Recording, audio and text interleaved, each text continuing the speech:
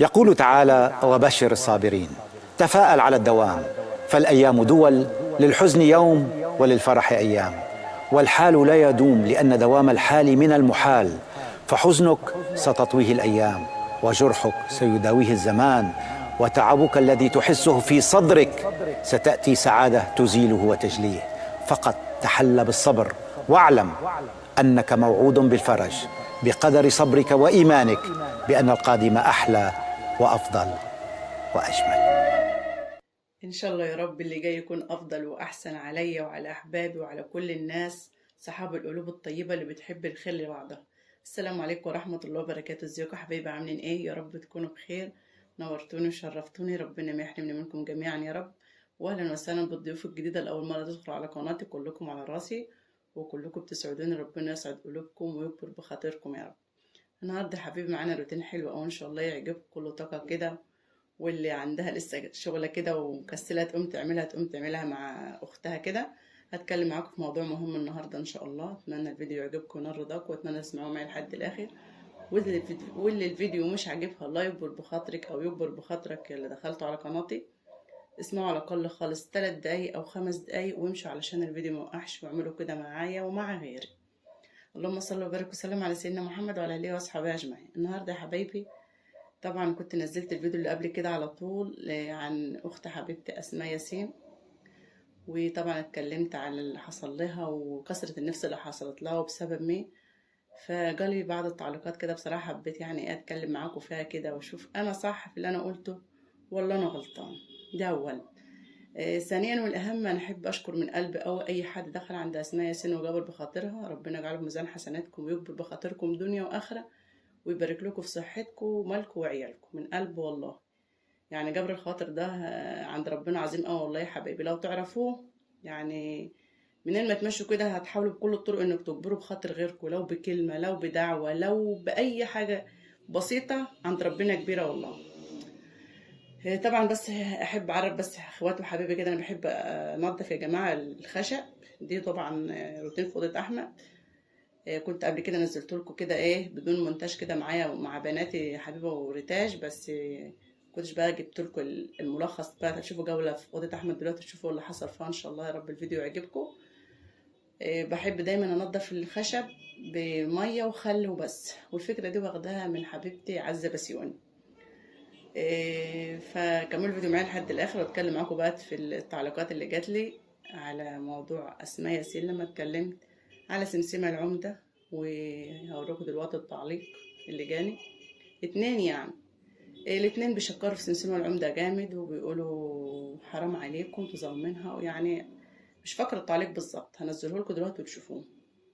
فانا احب اقول للناس اللي دخلت عندي جديدة وقالوا لي الكلام ده، اولا انتوا نورتوني وشرفتوني، كلامكم على راسي، بس انا ما غلطتش في سمسمة العمدة. انا قلت صحاب القنوات الكبيرة كلها بقت انانية وتفكرش غير في نفسها وبقوا عبد الدرهم بجد. الأكثرية كده، نادرا لما تلاقي حد بيرفع لله زي سمر بترفع كده لله. سمسمة العمدة بيقولوا بترفع. واللي جات لي برضه قالت لي ده رفعت لي من غير ما اقول ليه، من غير ما تدفعني فلوس ومش عارفه ايه. ماشي يا ست الكل، انا على فكره والله من الناس اللي كانت بتتابع سمسمة العمدة وبتحبها بشده. وسمسمة العمدة برضو من ضمن الكلام اللي اتقال في التعليق كبرت بمجهودها. انا ما كبرتش مجهودها ولا حاجه، ده راحت لمين يا رب، لموحى ياسر، ورفعت لها منتدى وقفت جنبها بدون مقابل، وعملت اعلان عن قناتها. يعني ايه ما كبرتش كده يعني حاولت بكل الطرق ان هي تجتهد وتروح للناس وتقول لهم ارفعوا لهم منتديات، وقعدت سنه ونص على ما قبضت وتعبت. فالمفروض الانسان اللي تعب يا جماعه يحس بالانسان اللي زيه، وهي اصلا ما اترفعتش الرفعه الجامده ديت. ما شاء الله ربنا يوفقها ويوسع رزقها. وانا والله يعني بتمنى الخير لكل البشر، وبيحزنني جدا لما الاقي حد يروح لحد يقول له اعمل لي حاجه وما يعملوش يكبر بخاطره. مش عارفه بيقدروا يستحملوا الحاجات دي ازاي اصلا، او يناموا ازاي اصلا وحد كتب لهم تعليق انه يكبر بخاطره، يرفع له منتدى، يتكلم على قناته. انا بشوفها اصلا اللي كنت بدخل لها الحفلات بتاعتها كان ما بتقرأش غير التعليقات اللي هي بتاعت حسابات. والله نادرا لما كنت الاقيها تنطق اسم قناة، وكانت الناس تقعد تكتب لها قولي على قناة، ولا كاني شايفاها اصلا. هي الناس كلها ما بتكبر باين بتبقى كده اصلا يعني، الا من رحم رب طبعا يا حبايبي. اكيد زي ما فيه الوحش فيه الحلو، بس الاكثريه الايام دي بجد الوحش اكتر، والناس الانانيه اكتر. نادرا لما تلاقي حد بيعمل لله، حد بيجبر خاطر حد بكلمه من غير مقابل، باي عمل من غير مقابل. ربنا يوقف لنا اولاد الحلال ويبعد عننا اولاد الحرام. وسمسمه العمده اللي كتبت لها التعليق، عمر ابنها او بنتها او زوجها ما يقدروا يشيلوا حاجه من على المنتدى ويحطوا حاجه تانية غير بامرها هي، ده قناتها وهي حره فيه. فهي لما رفعت لسمسمة العمدة ما رفعت قصدي الأسماء ياسين. يعني واحدة كمان كلمته وقالت لها ارفعي الأسماء، لأن أسماء كل يوم تروح لها وتقول لها ارفعي له منتدى ارفعي له منتدى. ف يعني واحدة قالت لها ارفعي الأسماء اجبري بخاطر، فسمعت كلامها ورفعت الأسماء الحمد لله 10 دقايق. وبعد ال10 دقايق شالت الفيديو بتاعها وحطت فيديو أختها، وبعد شوية كده شالت الفيديو بتاع أختها وحطت الفيديو بتاعها. طبعا الكلام ده كله أنا عارفاه من أسماء، ومن بعدها أسماء نفسيتها زي الزفت، لأن ما تعرفوش قد إيه الواحدة لما عارفه انت كنت شفتيني ورفعتي لي كان بقى احسن، لكن انت شفتيني ورفعتي لي و10 دقايق ولقيت الفيديو بيمشي وفرحت تقومي بعد ما كنت فرحانه تقومي كسره بخاطري مره واحده كده، ازاي يعني؟ مش عارفه استوعبها بصراحه والله. ده اللي بيجبر خاطر بحد ربنا بيجبر بخاطره، وانتوا عارفين يعني ايه جبر ربنا مش جبر العبد. ده احنا عباد يعني، ما احناش ضامنين عمرنا في لحظه يعني. الناس بتنام مش عارفه اذا كانت هتصحى ولا مش هتصحى يعني. طبعا هنا يا حبيبي كنت عامله الروتين بالليل، وطلعت في البلكونه كده اقول لكم والله ما انت عارفه اجمع الكلام يا جماعه بجد والله. اختك اصلا من طبيعتها اصلا الكلام بيسقط منها كده، فما اكون زهقانه اصلا الكلام بيضيع خالص يعني بيطير.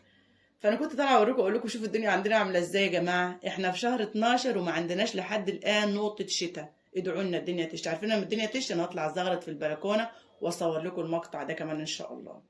فانا طبعا كنت فريش شطه احمد كده، فكرت اني اسيبها من غير دفايه، لان الدفايات بصراحه بتكتم الاوض كده. رايكم الراي واللي وصل معايا لحد الحته ديت يقول لي ايوه صح، الابيض بيخلي الاوضه فيها سطوح كده وتخليها واسعه وحلوه.